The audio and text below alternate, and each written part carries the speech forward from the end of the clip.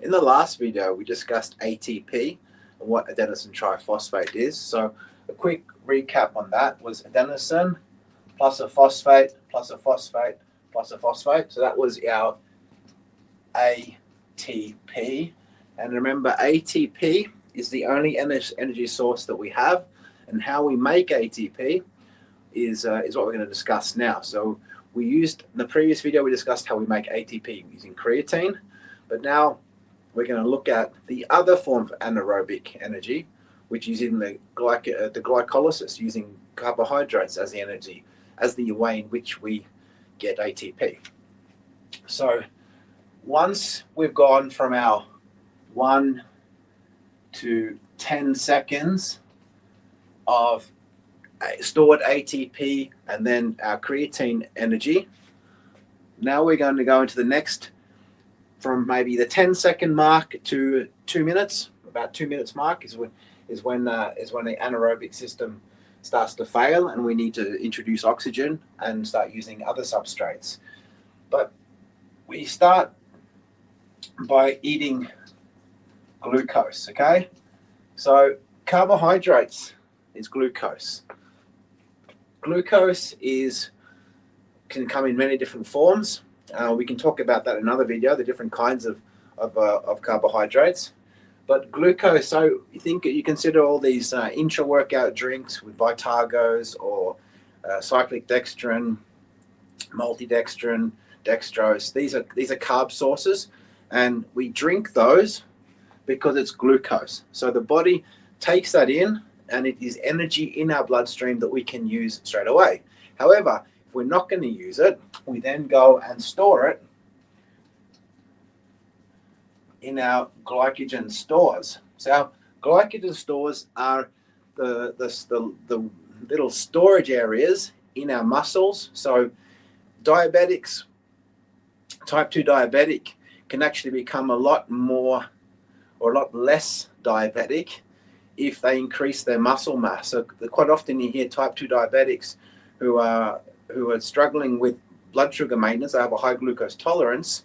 When they increase their muscle mass, they increase their glycogen stores, which means they improve their glucose sensitivity. So glycogen is the storage of sugar in our muscles, and it can vary depending on the size of the person, how much muscle mass they have, but there's a finite amount of carbs we can store in our, and remember, there's also, you can store carbs in the glycogen in the liver, and we're taking fructose. Fructose is for the liver, but the carbs from, say, potato and from rice and breads, that goes to the muscle. So if you're eating a lot of fruit, which is not 100% fructose, fruits have a blend of glucose and fructose. So you look at stone fruits tend to be higher in glucose, and a really, really sweet fruit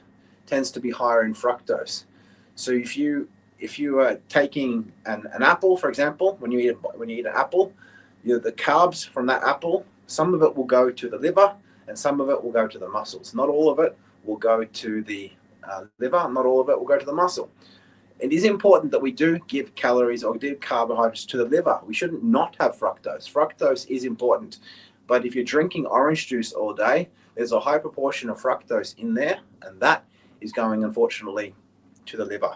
And then once you have a surplus of that, it goes out into the bloodstream, doesn't want to be stored in the muscle, and it eventually converts and is stored as fat. So try to not have too much fructose. But anyway, back to what we're talking about. We've got glucose, and the glucose, once we chew that and eat it, we store it in our muscles as glycogen, and we don't burn glycogen, we burn glucose. So we have to free it back up to glucose. So now we have glucose back in the bloodstream, ready to be used. So this is why having an intra-workout shake can be really handy, because you're using glucose. You don't use glycogen, you use glucose. So this is, someone's taking Tommy's amino carb or my Hypermere Advantage. This is why we take that, because it's glucose ready to go in our blood. So once we start to use glucose, glucose creates ATP, and it creates 2 ATP per glucose molecule.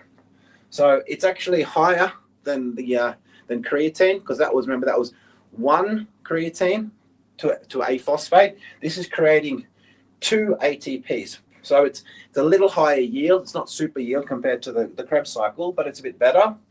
So once we have made this ATP, this now ends up being called pyruvate. Please don't spell check that. So pyruvate is the byproduct of using glucose. And once we have pyruvate is the process in which glucose has been used to create ATP, and then the byproduct is pyruvate, which then goes on to become lactate or lactic acid. Now what's interesting here, if I was to go down for the Krebs cycle, if I had oxygen present. Instead, we're going to go off to the side here, and this is where we're going to have lactate now, because lactate starts to accumulate. Now, it's a very interesting process there with NADH and NAD plus, but not to get too sciencey about that. We have pyruvate causing a byproduct of an extra hydrogen ions. Hydrogen ions, H plus, that's extra hydrogen ions in the blood. Hydrogen is coming from the fact that we're using carbohydrates. Now, the hydrogen is positively charged, and interesting thing with hydrogen, you've maybe heard the term pH. So this is what I learned in school. pH. When you talk about high pH, low pH, but what is pH? So pH, when I learned this, was like, boom, mind exploded. It was, they called it 2 different things. It was the potential for hydrogen or the power of hydrogen. Potential. So if we use the word potential, it makes a lot of sense. Now, if something was low pH, it has a low potential, that would mean if we consider neutral pH is around 7, is it 7.3 or so, that's middle of the range. So somebody's very acidic, we normally say they're down here around 3. Someone is highly alkaline, they're up around here, 10, yeah? So what is this difference? If this is low pH, this is low pH. Why would it be called low pH? Because there's a low potential for hydrogen, because there's already lots of hydrogen here. So there's a very low potential for more because there's already too much. But if it's high pH, that means there's a high potential for hydrogen because there's a lot of room for hydrogen there. We can have a lot more. So the goal is to have less hydrogen in the blood to be less acidic. So high pH means that you have less hydrogen in there. So you have a high potential for more hydrogen. Just thought I would add that little interesting fact there, because I thought that was really exciting for me when I learned that. But again, I'm a science geek. Anyway, back to the diagram. So we have lactate. Lactate is accumulating. That's our byproduct. And see, lactic acid, it's not a negative thing. Lactate actually helps with hydrogen. And so lactate, it's been for a long time, people used to say, oh, lactic acid is a thing that causes you to have DOMS, delayed onset muscle soreness. That's not acid sitting around in your blood for days on end. Lactic acid basically has dissipated at about 2 hours. It's not hanging around any longer than that. But as lactate accumulates, so let's just draw it as squares here. Imagine this is all lactate. We reach this point here, which is quite commonly known as the 4 millimole mark. That is how much hydrogen or lactic acid is in the blood. This here is your lactate threshold. It occurs they agree on it. It's around the 4 millimole mark. You can find there's some variances, but it's fairly well accepted. It's 4 millimole. So up until here, you're okay. It's not burning. There's not that you can continue. But as soon as you get over here, this is when it starts to really burn. And when we get up to this point, this is normally where we have muscular fatigue and you have to drop the intensity. And when you drop the intensity, boom, we come down here and we enter the Krebs cycle, which we'll discuss later. So in this example here, lactate accumulates. And if you're doing lactate, you have lactate threshold training. That means to train up to that and see how long can you stay there. But then lactate tolerance is when you're actually over the threshold and you're just putting up with it. So you can think of certain sports where you need to tolerate the lactate. If you're a boxer, you're a fighter, you can't just go, oh, hang on, my shoulders are burning, I'm going to put my arms down, give me a break. No, you have to tolerate that burn from having the lactate, the hydrogen ions in your muscles and your shoulders. So lactate tolerance training is a valid form of training. Lactate threshold is another form of training. And then you can increase your length of time till you get to 4 millimole. So the better trained you are, the longer it takes for you to get to 4 millimole. So you can maybe go longer before you reach that point. Then also we have how fast can we clear it? Because once this hydrogen is accumulated, we need to get rid of it. So basically, to summarize this one, glucose goes into the muscle as stored as glycogen. We then free it up into glucose, and glucose then creates our ATP. Remember, it creates this.